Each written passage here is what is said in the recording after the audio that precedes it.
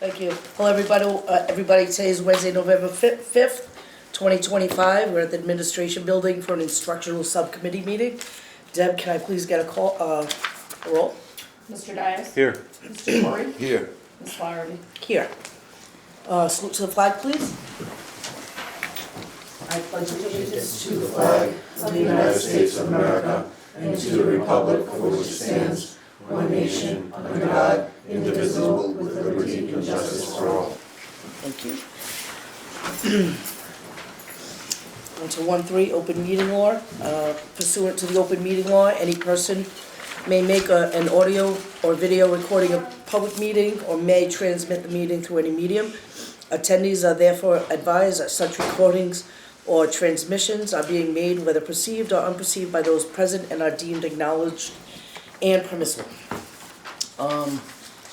We are on to citizens input. I'm aware that there is one tonight. Mr. Michon? Would you like me to do it from here? Whatever you prefer, you want to go over there, whatever you want. Just want to speak, I don't have a preference.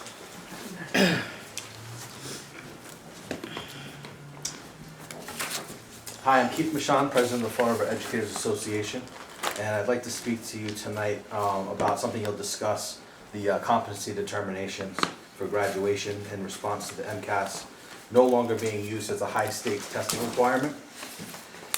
I don't know yet what the administration will propose, but I share the concern expressed by the Massachusetts Association of School Committees that districts are feeling pressure to implement a new standardized end-of-course assessment exam as a graduation requirement.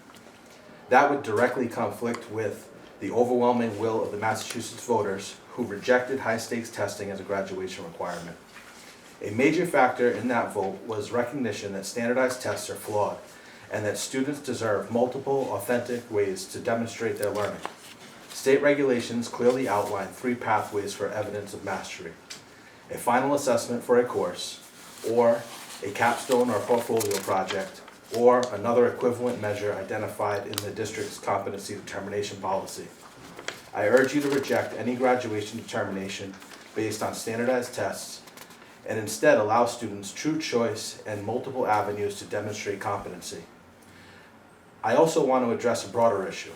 Opponents of the ballot initiative to remove the high-stakes testing requirement publicly claimed MCAS would disappear, that there would be no standards and no accountability.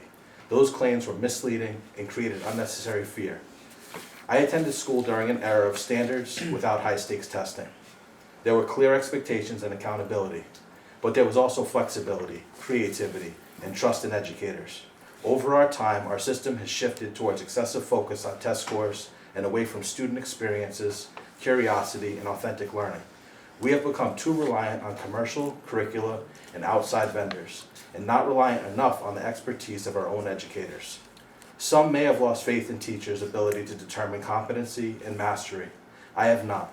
This transition is a pivotal opportunity to reaffirm trust in educators, to center student learning over test performance, and to design a competency determination system that reflects our values, not a test prep culture. I ask that you choose a path that honors student voice, professional expertise, and the democratic mandated delivered by the voters. Thank you. Thank you, Mr. Michon. Madam- Mr. Dias? Just a quick question to the administration, because did we send out the backup to Mr. Michon's team that has what the proposal is? I don't know. No, I did not. Do we only do that at the full committee level? Yeah. Yes. I think we should consider maybe implementing that at subcommittee level as well. Sure. So we share that. Okay, we're on to 3.1, discussion and vote to refer. Thank you, Mr. Michon. Competency determination.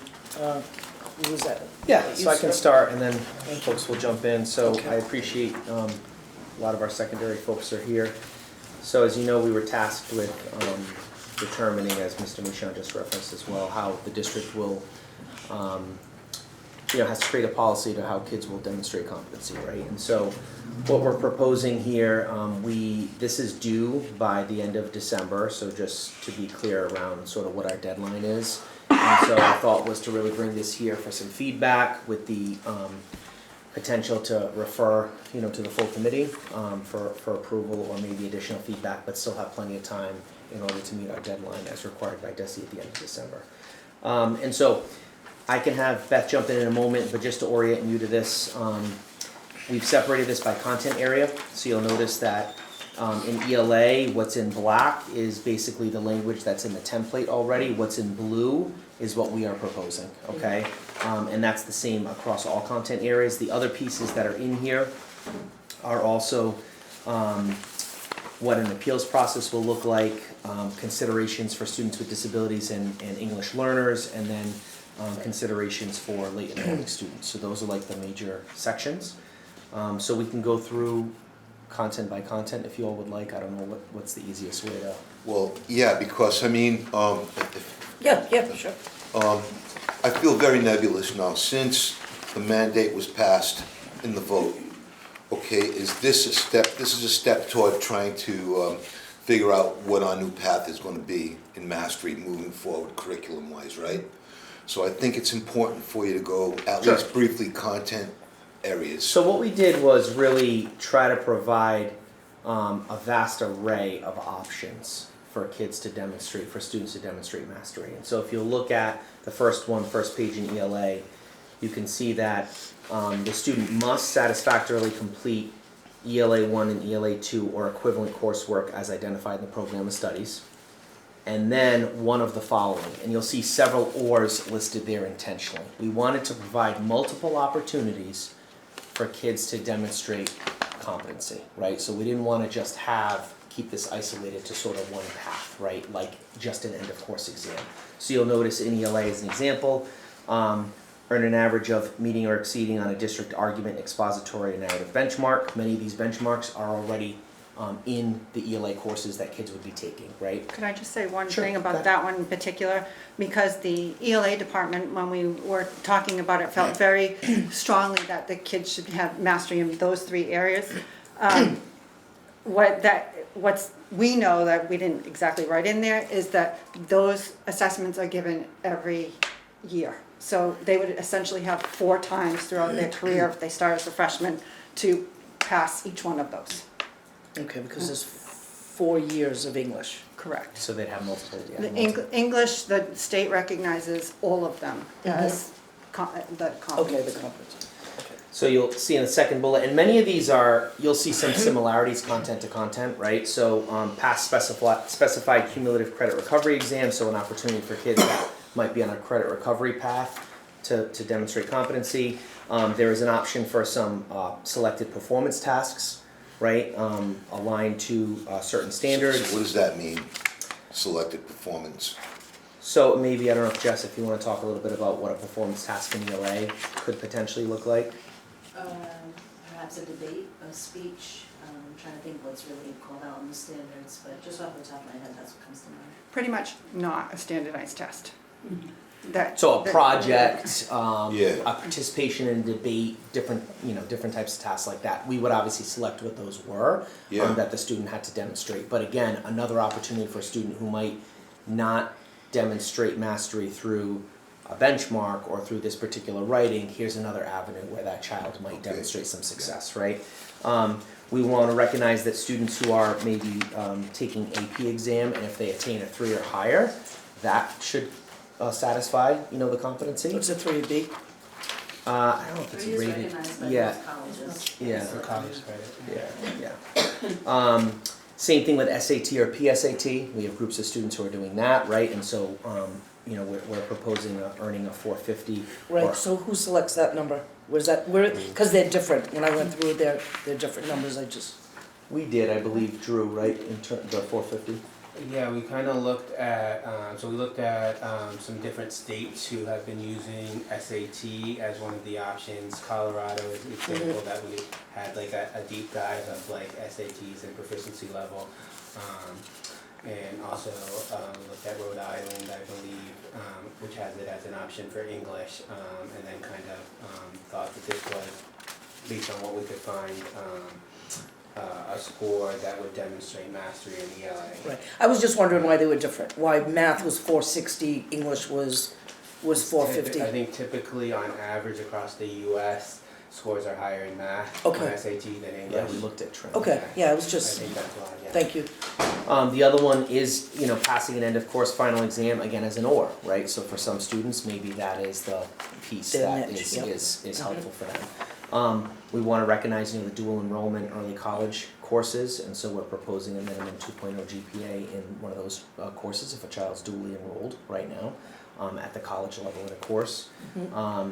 Satisfactory completion of a capstone project or portfolio, and then earn an average of meeting or exceeding on 2 TLE final projects. Specifically, we have students in Evolve program where their curriculum is based on these TLEs, and so this provides them an opportunity as well to demonstrate competency. I also just wanted to mention that we had to, even though we don't have end of course assessments right now, we may have students transferring in that had them, so, or who are in. You mean like midterms and finals, is that what you mean? Like, yeah, there are some districts that are going to go with that end of course assessment. Okay. As was mentioned, they may transfer into our district. Our intention is not to make a senior who's already Right. passed their 10th grade exam somewhere else redo that. So we, and also we have students who we have paid to be placed in private settings who may need to use that. They hopefully can fit into one of these categories. So we think about all the students that we have with all the different needs, including students that transfer in. We want to have lots of opportunities to say, oh, you've already maybe passed an exam in the district that you were in, and that was how they were recognizing competency. Can we just say that you've also met competency? Yeah. Right, potentially. Right, so, I mean, what I'm seeing now, do you think there are any obstacles with offering this many, I guess, opportunities and managing that in the district? Yep. So yes, so that is, Go ahead. I was just gonna say, I think that the expectation is that, during 9th, 10th grade, when everybody is taking, doing this district argument, expository and narrative benchmark, you're going to get a whole slew of kids who meet the competency determination that way. And then for students who don't do that, then I think some of these options will happen naturally. Some kids will, they'll do it even though they've already passed they've already met the competency determination. They're still going to have this experience, which doesn't have an impact, and so on and so on. And so there'll be fewer and fewer kids as, coming out of 9th grade, 10th Doing the grade, ORs. 11th. Yes. grade. That's the Yeah, intention, that's is the to intention. funnel, Yeah. so that there are smaller groups where we're saying, okay, I now have 50 kids that I need to think about what a performance task would and be. who is that? Who's thinking about The it? high school team would be saying, we have these students who may be demonstrated through, Jess. Hey, right. Jesses. So they may be saying, to Dr. Curley's point, they completed this writing, they successfully did this. Another group of students might be like, hey, they got a 3 in the AP exam, or the SAT, right, the TSAT. So that number of students is gonna be small. Which is all reflected on a report card, I guess, is that what we still call them, report cards, updates? Is that where the faculty, the admin is going to get their information from? The teachers, then the guidance counselors, then the, We definitely need to. Capture that. is Yeah, that I the? think we have to build something. Build Okay, that's what I'm asking, how, A tool, right. so that if we The even, easiest thing would be to build something in right, Aspen. for a student, because we might have a student who is, who leaves our district, and we're going to want to be able to Right. identify Whole. for the receiving school, how the student met the competency determination in Right. Fall River. But certainly, we just need to build a tool so that we can capture it with all of the options and be able to say, no, that this student Whatever has you it got. this way. Okay, you, I mean, now, I yeah, don't Mr. Corey. So, Mr. Reposo, who determines this criteria for, the alternative competencies, all of these? Is it district by district, or is it a uniform thing No, coming this from is, DESI? no, this is, the districts have to determine this, it needs to be approved by the local school committee. And then we submit our policy to them, to DESI, and then it becomes publicly posted. So But you're telling me districts are that determining. if, let's say we were Newton, having this We could have discussion right said, now. we want all kids to pass an end of course final. And left it at We're that. choosing not to say that, right? We Yes. feel that there should be multiple opportunities for kids to demonstrate competency. So we didn't want to just say, sure, that could have been an easy thing to say, do an end of course final, but really we wanted to have these multiple Yeah. Okay, so, opportunities for kids. Can I But not ask, every district will have the same thing if that's what you're asking, right? Yeah. Taunton may have some, we looked at some stuff they're proposing, other districts, so we also looked at some similar urbans, but it may not be that every district lands in the same place, it's just that each district has to have this approved by their local school. Right, and I'm under the impression, we had a conversation, this isn't submitted for approval. They Right. just file it. Right. Desi, Our I mean, committee approves it, They they file it. file and they post They it. reserve the right to right, it's not. audit for approval. at any point, obviously, if they Right. said, oh, I wanna see, you know, what the implementation looks like, Mm-hmm. obviously. can I ask the two, can I ask Dr. Monette and Dr. J, how do you guys feel about such criteria, you know, for the kids? Do you think this might be advantageous for some of the kids in your school? Well, for my kids, I think I'm glad there's choices. That I feel like looking at that and reading through it, I can picture students completing one of the options. So I'm glad there's options. I think the portfolio, the capstone probably makes more sense for our students, but, Yeah, yeah. Dr. J? You have a different. Yeah, no, theoretically, I love it, and do I think I think we'll get to a point where we talk about time span kind of thing, what it looks like over the next few years and how you scaffold it to eventually become this robust thing. It's, we are going to have to assess a lot about how we do business, I think, and while it's gonna be a beautiful thing, and I think creating opportunities for students to demonstrate their learning through all these different means also creates an awesome opportunity for us to make learning more meaningful and relevant and personal and for them. That's super exciting. Might it mean a realignment of some teachers to work in certain competencies, or will all teachers have access to all of these choices in their respective disciplines? I think, obviously there's still lots of planning to happen, Mhm. but I think the way that I envision it coming to life is, to Dr. Curley's point, a lot of these opportunities are gonna be built into their experience. So there will be conventional, organic ways to attain competency determination, and as you navigate 9th and 10th and 11th grade, funnels to this point where in an ideal sense, the majority are going to have done it because through all these different options, and as they get older and they progress to kind of later in the high school journey when we're assessing who's done it and who hasn't, that's when the experience is probably gonna have to become more personalized. So I'm extremely concerned about the social studies aspect of it, because I really think that MCAS buried social studies. It's It's here there, now. it's here. Yeah. It's gonna be for 2027, so that's actually on the Yeah, just to maybe make third that page, that fourth page. distinction, English, math, and science, these are in effect for our current seniors, which is why Yep. we're like really get hoping going, we can right. get a definitive answer so that we can get those kids, through the door, out the door, I should say. And all the more reason we Yeah. need multiple options, Yes. because some of their opportunities may have passed theoretically, right? So it's like we need multiple options for kids to be able to meet that benchmark. So one more question begs, so who determined this particular criteria? Was it your team? In collaboration with the high school, the directors, connecting with the deans, and the department heads. I know that, I believe Dr. J also had a couple sessions, just more broadly around Good. competency determination with Good. That teachers makes as me well happy. for some feedback at the high school, so, multiple layers of, Good, I yield. yeah. Mr. Dias? Thank you. First question, so, do we have any conversations about splitting this up per school, per district? Because this is a policy that's gonna cover the entire district. And obviously, some of these, I think would be very beneficial at like the alternative high school than I think it would at Durfee.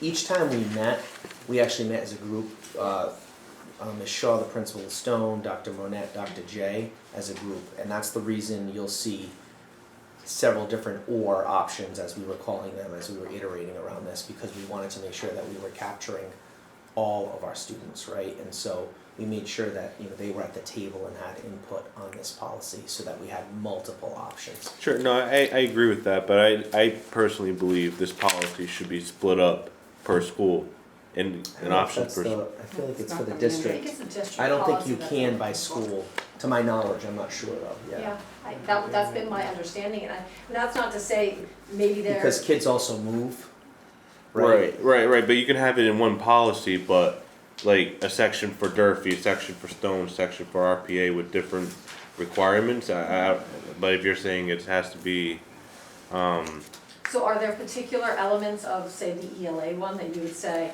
these might be appropriate for one school but not another? oh, definitely. I was just gonna get into that. Sure. Well, I just have a few questions, so SAT, it's been a couple years since I've taken one, and PSAT, what's the number that usually most colleges would like to see? Like, obviously the higher the better, but what's usually I the, just think it depends, and it's optional. Most schools now are test optional, you Right. don't actually have to Right. share your SAT scores. Or take them, some Or college. take 'em. right, yeah. right. 450 just at first glance, and I would have to go to look back, it looks a little too low. And there's PSATs as well. I just like to see first what's the implementation if we're gonna have a competency determination. Any student can now just take a PSAT or an SAT, and if they get this certain number, they meet all the competency for English, ELA. But they have to take They the have to take coursework the as well. course. And they Yes. have to So- pass the courses. Right, so Both courses. we have local graduation requirements Right. that say you have to successfully complete English 1, 2, 3, and 4, or the equivalent, you might be coming, you know, from somewhere, Okay. but you have to So it pass is 4 both. years of English. Yes. And in addition to that, you have to do one of these other So you'll see things. that for each of the content areas, there's gonna be some requirement around passing coursework and one of these other selected options. Okay. But you bring up an excellent point in that competency determination the graduation requirements are still graduation requirements. Right. This is sort of Right, I remember. in addition to, so I'm glad you brought that up because I think sometimes people get confused. No, I remember we had a robust discussion Yes. on graduation requirements, so that's why I was, so could you just remind me what the TLE final project, the last one is? So, in students in our Evolve program, they have, these TLEs, transformative learning experiences, which are all sort of project-based learning. And so students have to, create final projects as part of those. And so we wanted to just acknowledge the fact that their curriculum, their resources are different. And so we wanted to make sure that they were also included here, as this is the curriculum that they utilize. Okay. I guess, I don't know, some of these in general just feel a little too easy, and I just wanna make sure as one member, we set high expectations for our students when they come into our schools, but it just makes me feel better knowing that, this isn't just it, and there's, more, get of course past the coursework as well. So, for that, I'll support it. However, hopefully we're if this passes the committee, we're updated on the implementation, because again, I do believe we need to really have a serious conversation when we talk about raising our numbers across the district and the data, that we have, higher expectations, so, I'd like to see how that goes, but I yield to now. Mr. Corey? I share my colleagues' concern about the higher expectations, and I hope that I'm really pleased to see that we're trying to work these issues out. I like this, but to me, it still represents a work in progress. And so I would like to know, are we planning to revisit this again at the end of the year to see and to check the data on it and see, where the expectations, how they filtered out at the end of the year with especially some of our challenged learners, and to see how they adapt to this program? Is there a way that we could revisit this next year, have this discussion again? That's my concern. I'm worried about higher expectations being lowered. That's what I'm worried about.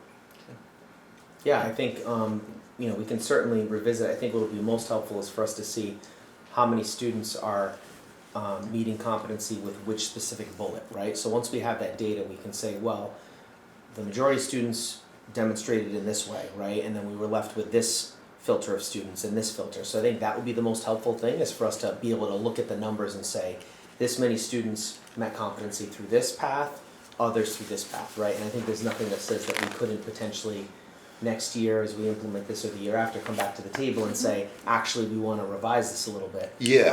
I don't think that's something that's Right. impossible That's to do good. down the road, right? That's good. School committee has to approve this yearly, or is it? I'm not sure yet, we don't know, all we know is this deadline right now, I don't know what'll Okay. happen if it's an annual thing or not.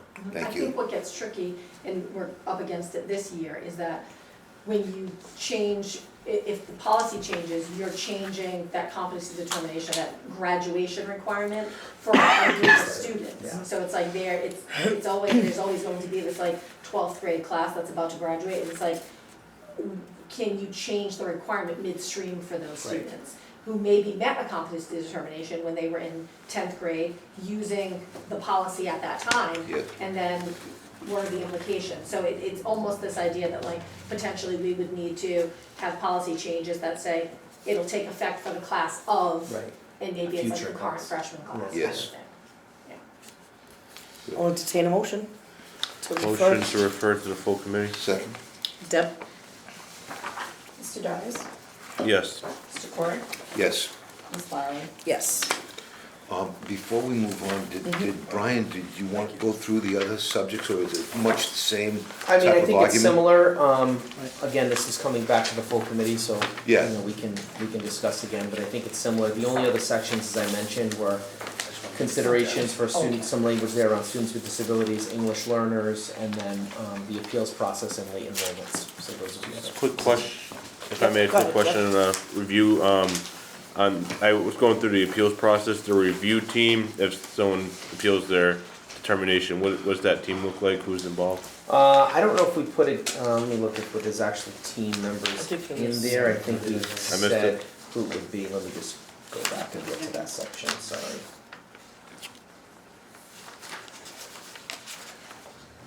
Will consist, yeah, the team will consist Yeah, I saw of it the principal or designee, the student school counselor, a curriculum supervisor from the relevant content area, Okay, and when appropriate, a special education or ESL representative.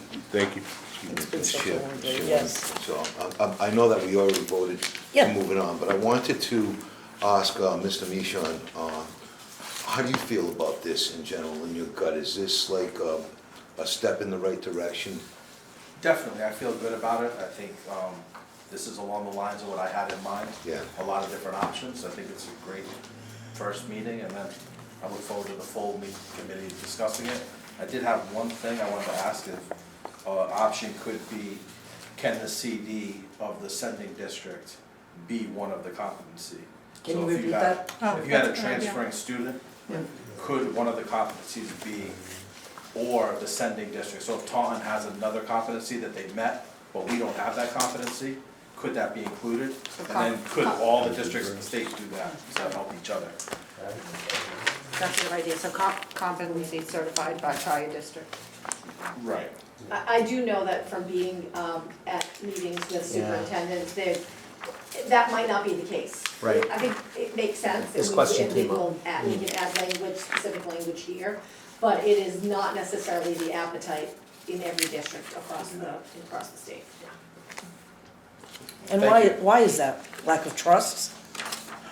Right? Yeah, Yeah. or just specificity Okay. in how they, maybe they have a smaller list of Okay. things that they want to make available to their students, and they're going Yeah. to require people to meet that standard. We good with CD? Thank you. We're on to 3.2, discussion and vote to refer a draft of the Florida Public School, middle schools CTE exploration policy. True. Sure, so thank you for having me here today. And before I dive into the middle school exploration policy, if it's okay, I just want to share some general information about where these policies are coming for. It's also connected directly to the CTE admissions policy, which is also on the agenda today. So this is really coming from a change of state law from spring of 2025. So DESE is really requiring that all Chapter 74 approved CTE programs shift the way that they're admitting students. And one portion of that, instead of using a weighted scoring system, which we used in our CTE program, Diamond uses, Bristol Aggie had used in the past, it's shifting to a lottery-based admissions process. And school districts can choose a weighted lottery, where students can get more entries into the lottery pool, or just a straight lottery where every student who applies gets one entry. The other piece of the state law that changed was the middle school exploration policy, that all school districts are now required to have a policy approved by the local school committee that shows how students beginning in 6th grade participate in structured career exploration that are connected to high school pathway options that their students have. And then the expectation is that this exploration is documented through what the state calls MyCap, a career and academic plan, through a digital portfolio that goes with the student as they progress from 6th grade all the way through 12th grade. So those are just like a high level general kind of components of the new state law that passed recently, and it's going to go into effect for our current 8th graders who are applying for Diamond, Bristol Aggie, or Durfee CTE programming. So again, when we sat down and met about the local middle school exploration policy, we just wanted to align our goals to the state requirements. So you'll see a statement of goals written into the policy. We also wanted to detail our middle school career exploration. And I'll say after some other districts, we are very detailed in what we're putting into the policy, where some of the other districts are very general, one sentence or two sentence, but we really felt it was important to showcase the different career readiness activities that our students are going through and helping them make choices and get exposure to high school options. So we now have a middle school, college, and career readiness kind of comprehensive program. What sheet are we on, Drew?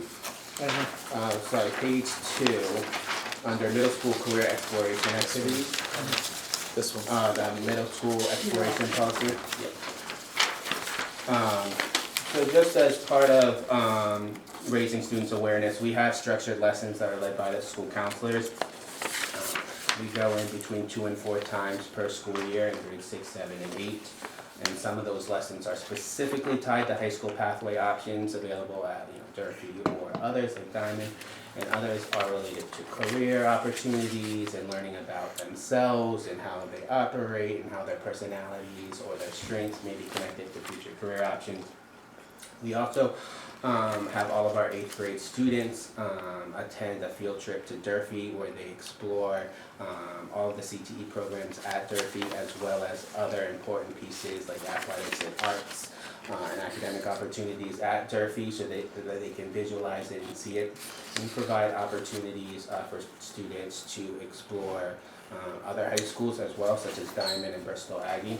One of the big changes to the law that we wanted to write in, you'll see in the middle school tour policy section, is that now we are required, and we had already done this, but it wasn't the case in all districts across the state. We are now required to allow students to take tours at regional vocational schools or agricultural schools during the school day.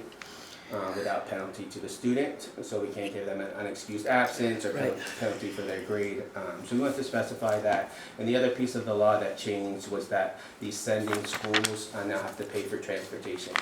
So now if our students want to go on a tour at Diamond, Diamond has to pay for a school bus to take them during the school day. So that's written into the law as well, that financial obligation for CTE schools.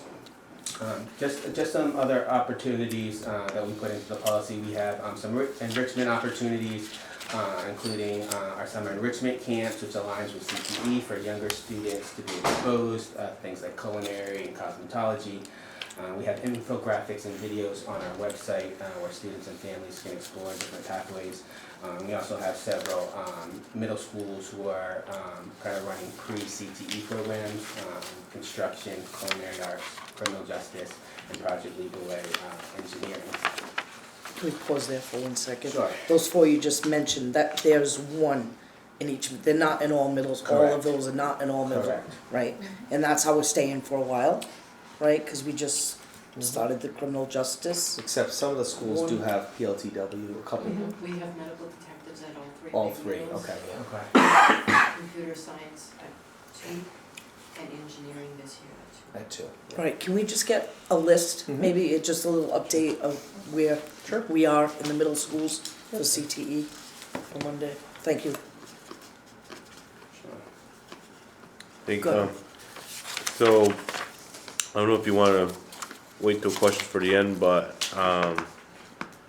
so if we're just on the middle, I have a lot of questions on the high school admissions, but just for the middle school here, first question I would have, we don't have, currently an agricultural program that's not being considered. Because we're gonna be giving tours, and I have mixed feelings on this, we're gonna be giving tours to other high schools that offer different programs for CTE. That's something we should consider building within Durfee or within the Fall River Public Schools specifically, and I've advocated for this in the past, we should have an agricultural program. However, if there's some of these programs either at Diamond that we don't have here, something that we should consider building up. That's one.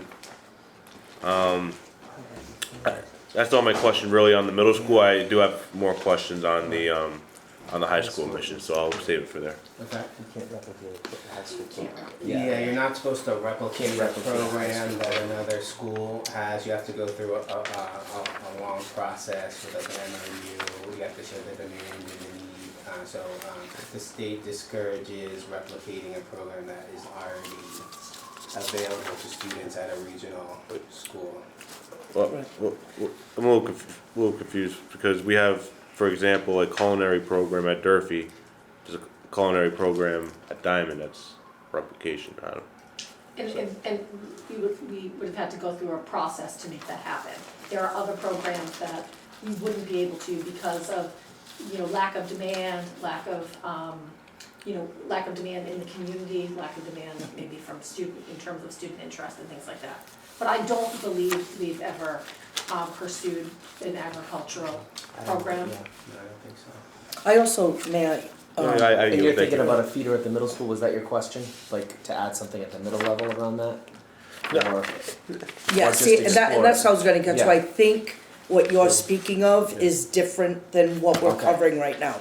So we're not discussing what CTE programs are being offered at Durfee right now. We're talking about exploratory for the middle school kids to get a feel for what's out there in the area. Bristol, Right. So we're going over that policy right now, not what Durfee offers. Right. No, Right? I agree with you, but I Okay. guess the So point. I think that's a whole different meeting, like a course of studies for CTE at Durfee. If you wanna move forward and say, hey, we wanna do this, agricultural, we'd have to bring that to another, Right. meeting, I guess. You good? I yield. Thank you. Yes, Mr. Corey. So, this is singing to me because ever since I took a seat on the school board, I was inspired by the late Joe Martins, former superintendent at Diamond Regional High School. And the dearth of CTE programming in the Fall River Public Schools many years ago, we've improved the situation greatly since then. And it was easy to become an advocate for enhanced CTE programming. I'm happy to see that we're going to try to extend this profiling down into the middle school levels. What might that mean for a child in 8th grade that wants to take the CTE path when it comes to programming courses at the high school? Sure, so by 8th grade, hopefully, the 8th grade student has learned about the different program options at Durfee specifically, but also available at Diamond and Bristol Aggie. We also invite, Durfee comes to the middle schools during open houses and parent-teacher conferences, as well as Diamond and Bristol Aggie are invited too, to either have tables or give a more formalized presentation to parents and families about what they offer at their schools, and then opportunities for students, which I think is very important, to visualize and see the programs in action. That's why we added, I think 3 years ago, that all 8th grade students would come to the New Durfee and get to see some of the state-of-the-art work that's going on within CTE there, and see all the programs. How many coursework, how much within their coursework can they choose? Let's say they finally decide on one of the great CTE programs, then how does it get added to their Durfee schedule? Sure, so going into 9th grade, students apply to be a part of the CTE program, and then they go through an exploratory during their 9th grade year. So right now we have 18 exploratory mini courses. They're about like 7 or 8 days each. So they go through all of the 10 CTE programs that we have. In addition, there's some specific courses, like all the students get OSHA 10 certified, which is like a entry-level certification in safety. So that's part of the exploratory program. I just gave that test last month at Diamond. Yeah, I know the test well. Yeah, so they explore, and then in the spring of their freshman year, after they've been exposed to all of the CTE programs and understand what's involved with CTE, then they apply to specific programs, and they rank their top 3 choices. And so, let's say they take construction craft. Okay, so then the guidance counselors are gonna work out their academic schedule, and CTE is gonna become part of that whole entire academic schedule. Correct. Is that how that works? Yeah, so once they're admitted in the sophomore year, they have 1 full period of that CTE program. Then in their junior year, they have 2 full periods of that CTE program, and then in their senior year, they have 3 full periods of either the CTE program, or now that we have a growing co-op program, students are going outside of Durfee. So will there be active internships available for the kids at the senior level? Yeah, so there's co-op opportunities which are paid, kind of like paid internships, a minimum of 15 hours per week, where they're placed at companies around Fall River, where students gain, the hands-on experience. Yeah, so will you have to hire a coordinator in order to determine that type of stuff? We do have a co-op coordinator, thanks through the budget process. Yeah, Melissa St. Pierre has done a great job exploring different opportunities. That's and great, I know, partnerships. Melissa. And so, let's say now they graduate from Durfee with all of this programming in place. They don't have the same qualifications as a kid coming out of a vocational school, however. But what does it qualify them for? So the state requirement is minimum of 900 hours, and at Durfee, typically students have like 1,050, 1,100 hours, so a little bit above the state minimum. There are vocational schools who go above that and have like 1,500 or 1,800 hours through their scope and sequence. But our students will graduate, they have. They leave with the required. With the required hours and micro certificates, so pending, what pathway they're in. The health assisting pathway, they'll leave with a CNA. For example, as one of their certificates, as long as they pass the exam. The cosmetology students pass, or they take the state cosmetology board exam. Right. So they would leave with that credential, assuming that they meet the requirements. Because it's still not the same as a vocational school. There's clearly a difference between the comprehensive high school and the vocational school, but I like the expansion of CTE. I think it reaches a far wider swath in our demographics, especially when kids are some kids are really hands-on oriented. And so I think this is going to appeal to that type of student very, very well. That's what I'm hoping for anyway. I think this is all really good ideas that you guys are bringing up. I've been pressing for these ideas for a long, long time. It's good to see that we're talking about it like this. I yield. Do you guys have anything else on the policy? Motion to refer the middle school exploration policy to full committee? Second? Deb? Mr. Byers? Yes. Mr. Ford? Yes. Ms. Larrabee? Yes. On to discussion and vote to refer a draft Turvey High School CTE policy. Thank you. So I'll be overviewing this. CTA director could not be here today. If it's helpful to the committee, I can go through either the full policy or I can highlight the key changes from last school You can do year. that, yeah. Yeah. Okay. So the key changes, one of the major changes I want. So where are you? What page? I am on. He's on his cliff notes. I'm We on don't the have those. notes, but it's on the CTE admissions policy 2627 document. Okay, This one. yep, And I can start with, I would like to start with the admissions criteria of lottery, because that is brand new for all school districts across the state, including ours. So as I kind of talked about in my kind of overview, we had two options. We could do a straight lottery into CTE for any student who applied. Every student would get kind of one ticket.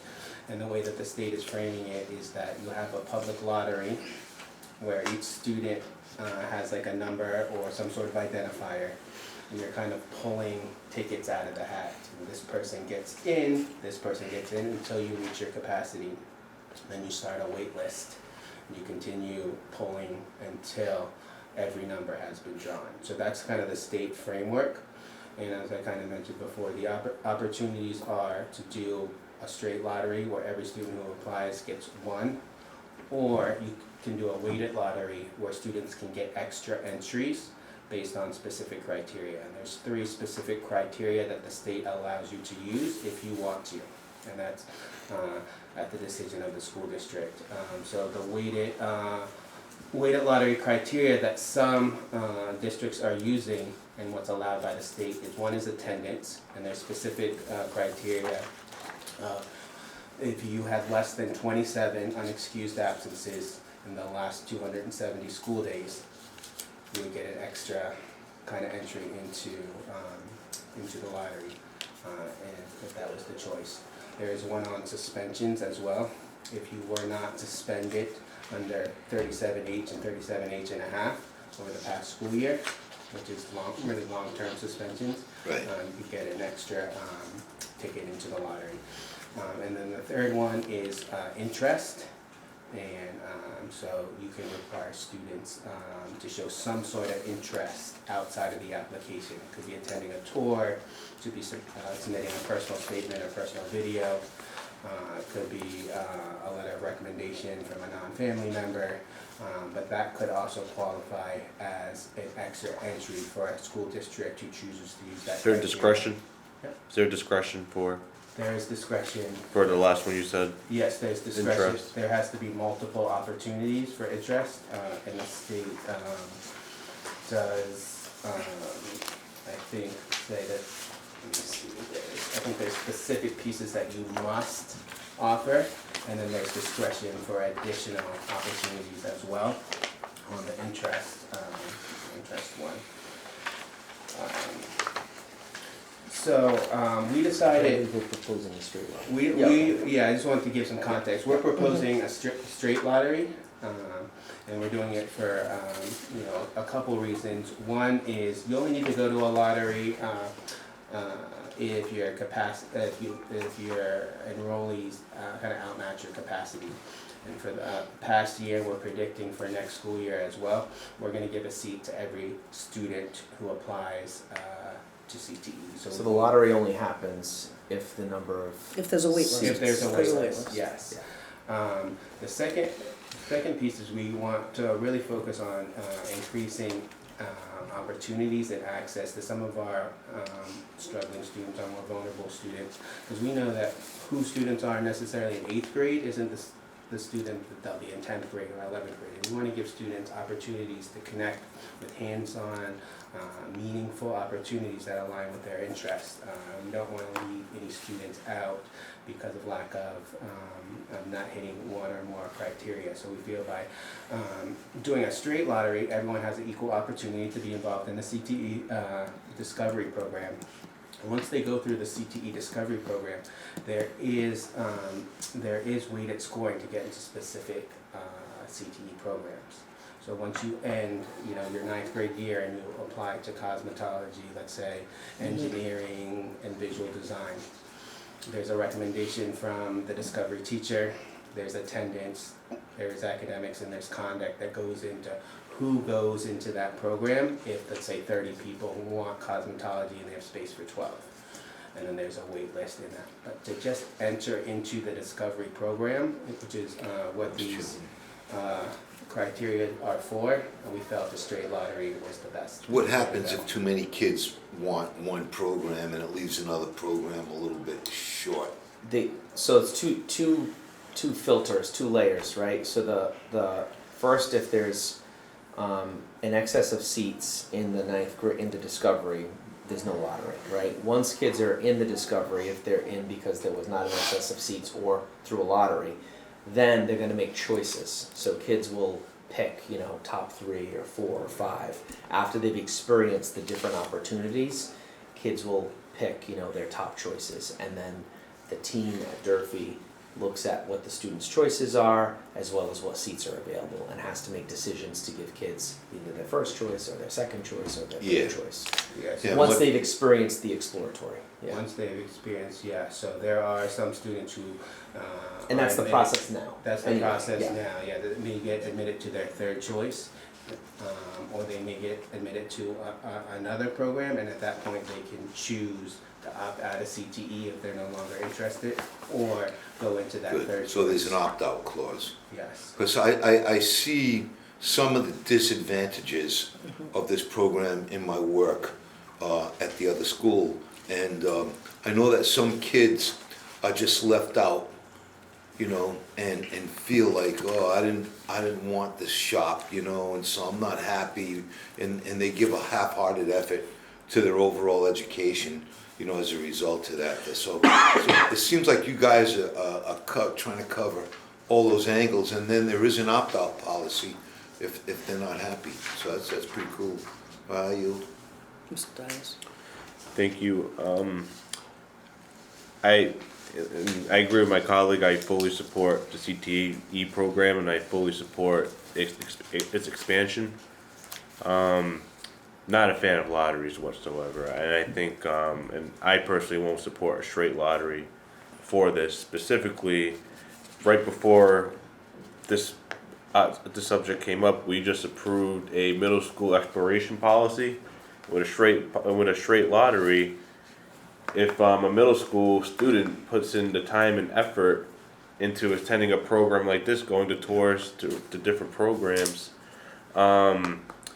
that basically means nothing. It's possible they could be left out. So one question on the lottery system, I understand it kicks in after if there's an excess of students that apply for a program. So let's just say there's 30 seats in a program, the 30 kids apply for that position, they're approved.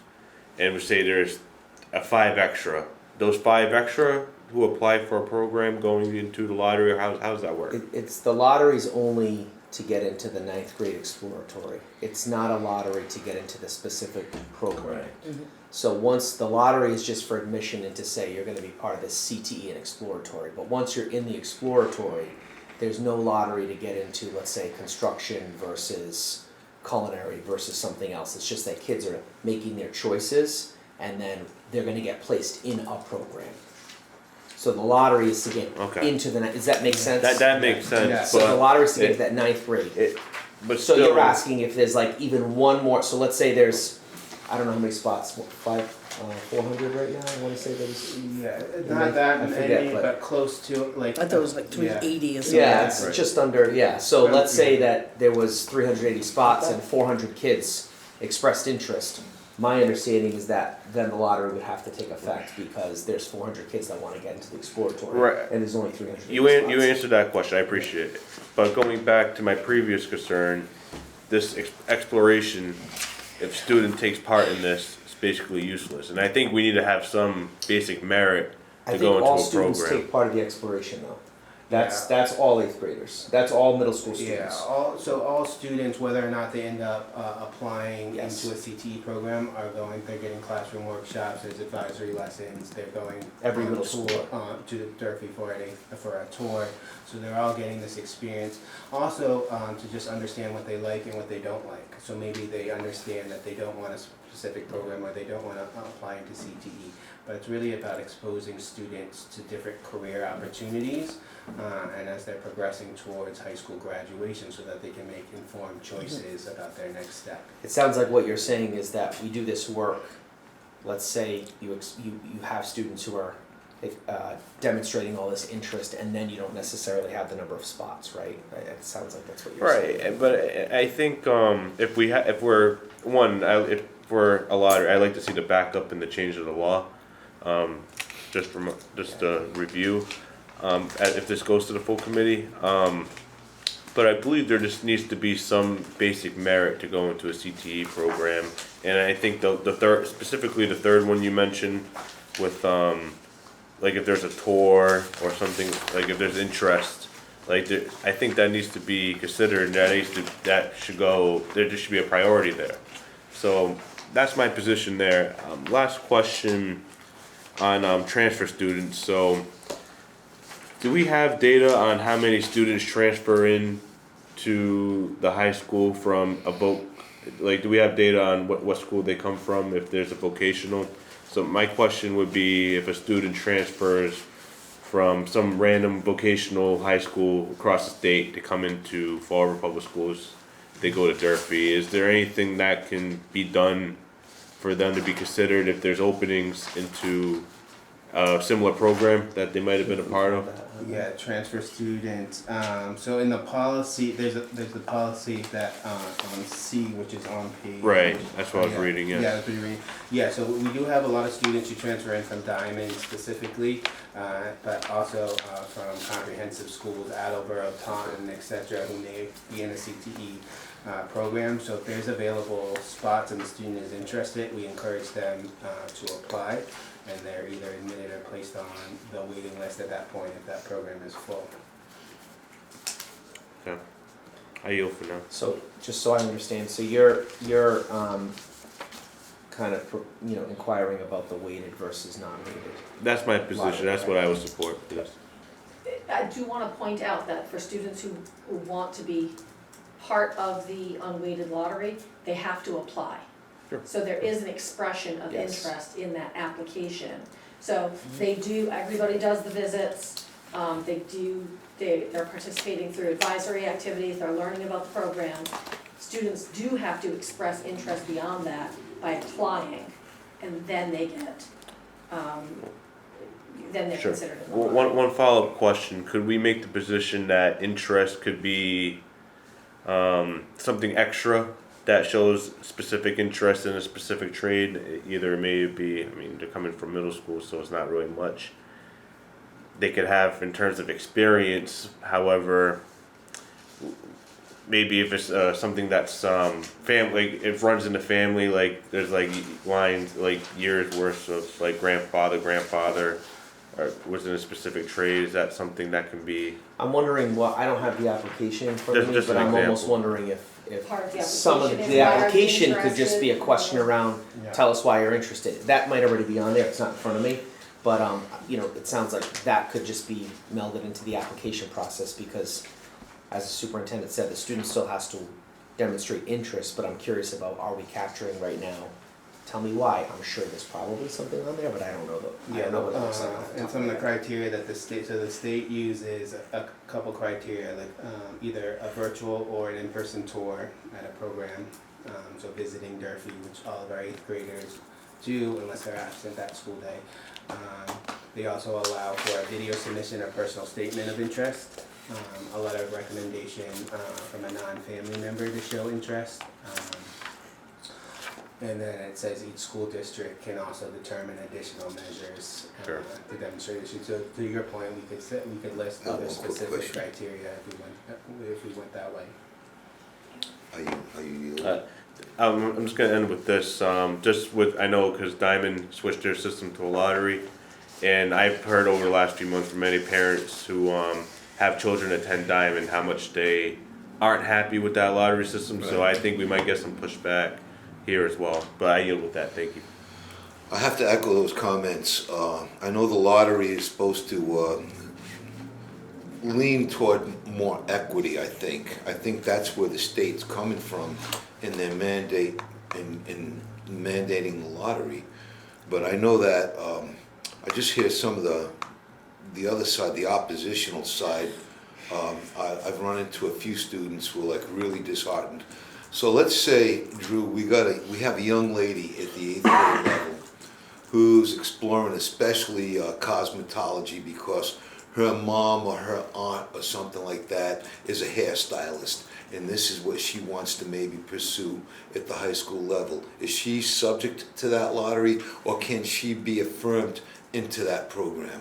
So she would have to go through the lottery system into 9th grade, the exploratory, so she would still have, even if she had let's say a stated interest in cosmetology only, she would still go through the exploratory program. That's fine, yeah, the exploratory is mandatory, I get it. So then she would rank cosmetology as her first choice, and at that point it goes. And so my question is, would she be assured of her first choice? It would go on 4 criteria for admissions into the specific program. So it's grades in core classes, it's attendance, it's conduct, and it's recommendation. Okay, so it's incentivized to all of those. That's good criteria. At least that helps. So the guidance counselors now at the middle school level are going to really tip these kids off as to what they need to look forward to, as they keep going up the ladder. I would hope that the guidance counselors apprise them of everything they need to know moving up, so that this young lady whose mother or aunt or sister is a hairstylist can maybe have a dream, a similar type of dream at the high school level. Yes. I just want to say this, but what if my mother, my aunt, my cousin isn't a hairstylist, but it's Right. something I really aspire to do? Yeah, Shouldn't I have the same chance as somebody else? Because I Yeah. feel like sometimes, Yeah. not sometimes, often, we set up systems for kids that there's this element of like, where you come from and who you know will open doors for you. And we are trying to implement a policy that will open doors For for everybody. everybody. I Yeah, think get the fourth criteria, is such a specific and important piece, is that exploratory teacher, right? So they're the ones that are gonna be hands-on with these students. And a recommendation should, I think, kind of outweigh the other 3, a recommendation from the exploratory teacher. They're what is it, a 7-day, you said? 7-day exploratory? Yeah, 7 to 8 days. Yeah, it's not a lot of time, but you never know what these teachers can see in that amount of time. But I think that 4th criteria is, I think, a big piece of how we get these kids that are really, really interested. I don't know. I see kind of both sides, Yeah, I it's, do, yeah. it's, Just trying to Yeah, Mr. explore it. I'm gonna make a motion to refer this to the full committee with the recommendation that the administration develop a weighted lottery system. Yeah. all right, I don't hear a second. Okay, well, before there can be a second, can I ask a question? Yep. What's the difference between a weighted lottery and the straight lottery that you conjured up? So, as Mr. Woodward mentioned, I think one of the pieces that we were considering was the fact that a student's middle school experience, let's say, should not define whether they have access to another potentially powerful learning experience in high school, right? And so if we were to say that it's weighted, we would essentially potentially be saying that, hey, your attendance record for the last year and a half has now prevented you from this opportunity, when maybe that's the very thing that child needed to feel like they're part of a Succeed. community or to be successful in school. Or we're saying that this mistake you made as a 7th grader, and where you received a particular disciplinary offense, we're now saying that that is now going to follow you for the next 4 or 5 years because we've determined that that disciplinary infraction will prevent access. Those are some of the examples around why what the conversation was like. Can that be discretionary attendance? Can that be a case by case So in a policy, if we use weighted for attendance? So the state is pretty specific on. I think they provide actually the number of days, I It's gotta believe. be 27 Unexcused. unexcused out of the previous 270 school year. So looking at your your full seventh grade year, and then your first half of 8th grade, did you have 27 or more unexcused absences is the criteria that you can use. Putting on my principal hat for a minute, if I Yeah. can, as a middle school principal at Talbot. There, you know, it can take a student a while to figure out, and for us to figure out what is it that makes them feel like they're part of something, What's their right? niche, yeah. And so I just have to say that out loud. I think that that is our biggest driving force for feeling somewhat passionately about the type of lottery that we're advocating for. Because while there's definitely something to be said for how young people develop, and there has to be merit involved in, outcomes Of at course, some yeah. point, 8th and 9th grade is very young to put that type of stipulation or that type of cap or even that type of limitation on, because that's what it becomes. I mean, I don't wanna be too dramatic or too fluffy, but CTE changes kids' lives. It doesn't just change high school, it doesn't just change, this menial or incremental or trivial period. It changes the whole trajectory of how they see It does. themselves as a function of the world. And That's right. because of that, it feels like at a very young age to put such a limit. What if, Dr. Curley brought up a good point, I thought, just about, what if you don't have an aunt or a parent or a sister who is in a certain profession, and so, Right. you don't have that going. What if you don't even have somebody who's ever graduated from, high school or who's Which is a ever- big part of our or who can population, read, right, or who right. can- Mhm. And so I think when we think about young people who are trying to condition to dream and to aspire and to, even the ability to dream and aspire is a skill. It's something that has to be instilled, it's something that has to be conditioned. And as people who genuinely believe in not only the rights of all young people, but the potential of all young people and what they can be and how they can contribute to our community and to the world at large, it's like, it feels like we owe them more than to ask that at 13 years old, Yes, Thank you, and I fully agree with that, what you just said. Of course, we want to provide opportunities for everyone. However, why don't you come up, Dr. Stevens, so No, we're I'm not. happy to come up. Come on up, Thank you. I can barely see you, I can only hear you. however, what we're discussing right now is we're not denying like students based off of those things. It's just we're talking about a weighted system which gives opportunities, a little bit of an extra opportunity to students who may have some certain merit. And again, it's not denying students who don't have some of those merit curriculum. However, it's providing, as we said, extra slots to be able to get in and prioritizing those students. So, however, there's still opportunities for those students you just mentioned to easily get into the system as well. But like we said, it's a lottery. So, but again, just having a straight lottery, I think, as Mr. Corey mentioned, could leave some students out that may really qualify. But having some safeguards, I think, is just a prudent thing to do, in my opinion. I yield. I have a question, how long has the wait list been, average, like the past, 3 years, 4 years? For the program or for CTE in general? CTE in general, It hasn't, We so I'm, haven't. so, Yeah. So, we're not talking a lot of numbers here, right? No, so for the last 2 years, I believe we've accepted everybody into the Discovery program who has applied. Okay, And that's our intention, to expose as many people to these different pathways as possible, right? That's So to good. not deny Right. anyone access. For specific programs, there are wait lists, like specifically, cosmetology is probably our number one most sought after program. And that's where it takes into account some of the, the weighted criteria, academics, attendance, conduct. And there's a list of like 1 through 30, the first 16 get in. The next ones are on a wait list and placed in their second choice, essentially. Right. So that's how the system kind of currently works. and you guys are fine with that, it's working, right? Mr. Corey? So Drew, so now kids in CTE, this kid's a junior now, right? And the criteria to remain in the program is still attendance and behavior, all that kind of stuff. Yes or no? Students typically are able to continue on in the program as long as they pass that specific pathway and are promoted to the next grade level. If there's So they have to maintain their academics as well, to a certain standard.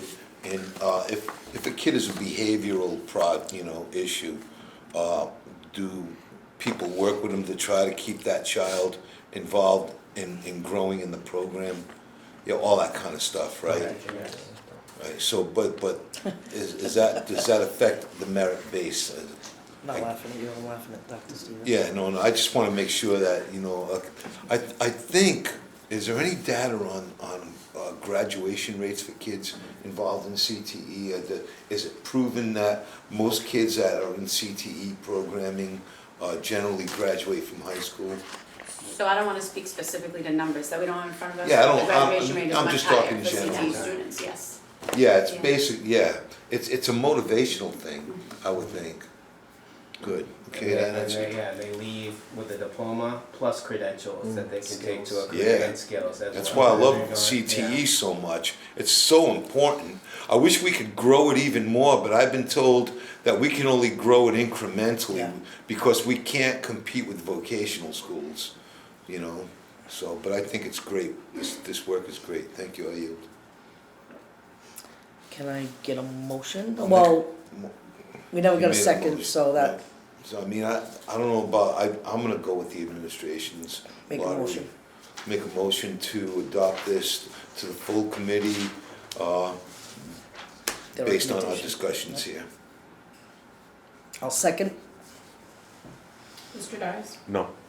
Mr. Court? Yes. Ms. Larrabee? Yes. Finally, an update, well, not finally, it's a new business for the instructional priorities.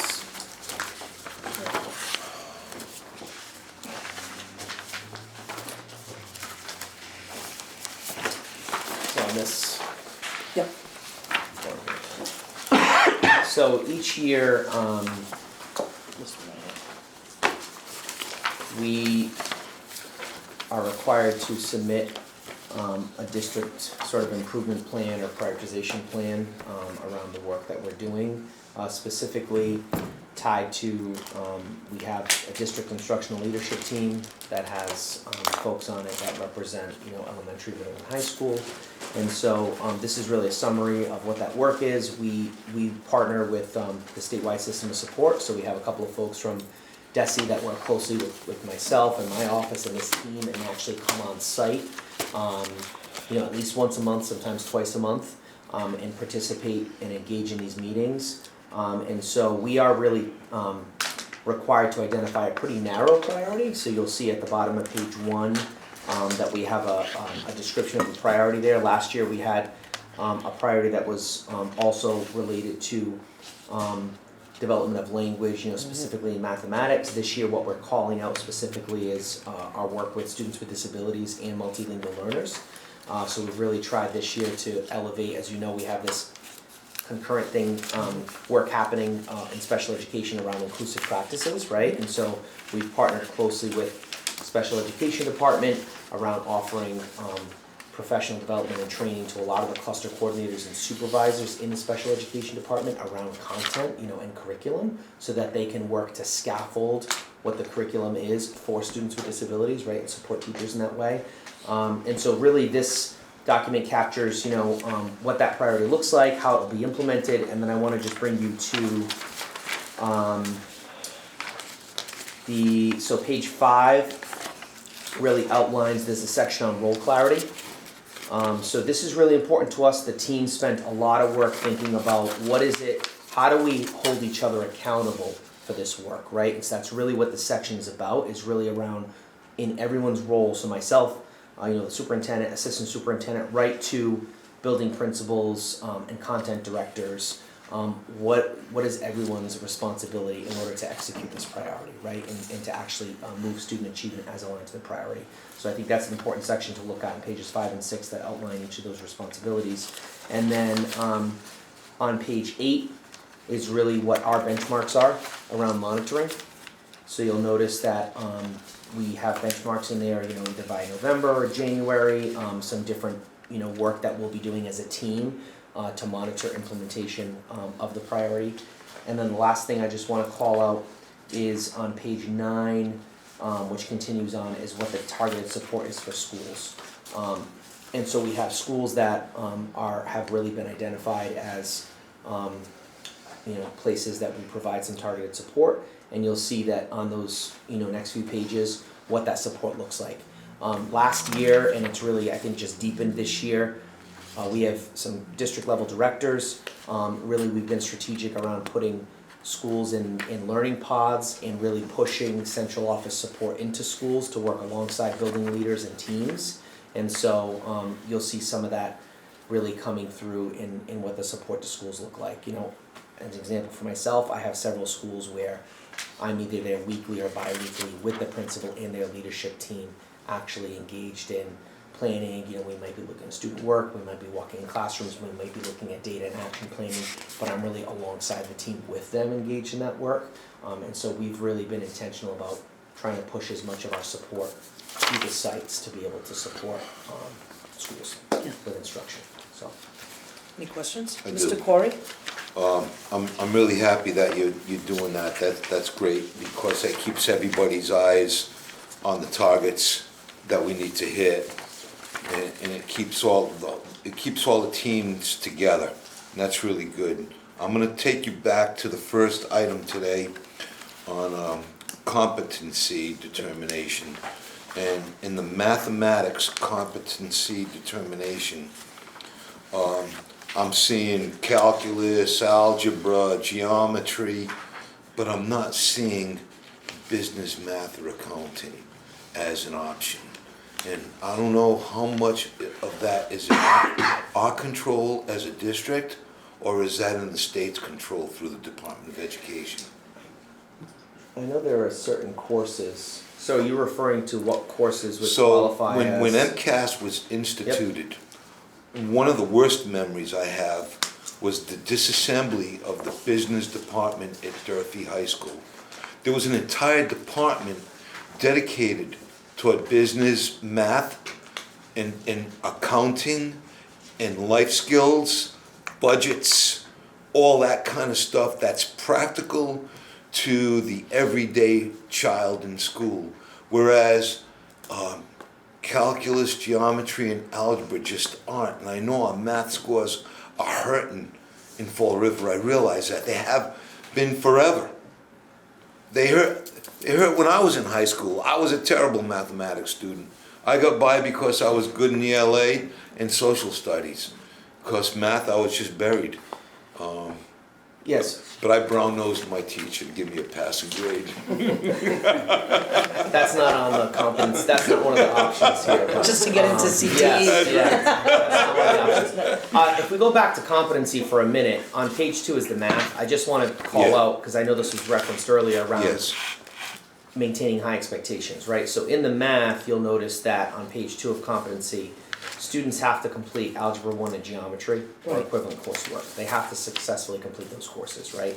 And demonstrate competency in a different way. So the required courses that students will have to complete as we're proposing in competency is Algebra 1 and Geometry.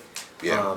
So, I'm not, off the top of my head, I don't know what other courses are offered Yeah, necessarily. so I would just add that when we're talking about competency specifically, it's based on up through 10th grade. Is what the state is looking at. So that's why they specifically identify algebra and geometry as the courses for competency determination in particular. Then schools have local graduation requirements in addition to competency. So it used to be MCAS was a competency, now it's coursework and mastery of 10th grade, up to 10th grade standards. So locally, we've said that all students need to take 4 years of mathematics, 4 years of English. But that's part of our local graduation requirements. But on the competency determination, we're only allowed to go through 10th grade, which is why you see algebra and geometry. Yeah, so it could never be replaced with just practical business math. Is that what you're telling me? It can't be, huh? It would have to be, because it's algebra and geometry or equivalent coursework, you'd have to design a business math class that attends to all of the Algebra 1 standards. If it were to meet that requirement of Algebra 1, of the Algebra 1 requirement. What Mr. Woodward is saying is that that's the minimum requirement from the state, but then once you pass Algebra 1 geometry, there are opportunities to take Yes. that kind of course to fulfill a graduation requirement, but not to meet competency determination. Sure. But it still becomes part of what kids can participate in Right. as part of their, high school journey and getting that diploma. Okay, thank you. I yield. Mr. Dias? Thank you, and I went through this before the meeting today, and I think overall it looks good. Like, I'm happy we have like some like goals and what we want to do, like a plan on paper in terms of accountability and holding our peers accountable as well and going down. I think something as comprehensive as this should, my opinion, should be presented to the committee or at least provided in a Friday memo. Sure, yeah, happy to. Just so all the committee members can give feedback. Absolutely. That's all I have on that. Thank you. Any other questions? No. Motion No. to, New business? Is there any new business? are we gonna move this to the bigger committee? No, it's an update. This was just an update. Just an Oh, we update. can- I can Yeah. include it, we can be sure it's included in on Friday. Yeah, let everybody get some eyes on it. Any new business today? No, you can make your motion to adjourn. I'll make a motion to adjourn. Second. All in favor? Aye. There you go, Deb.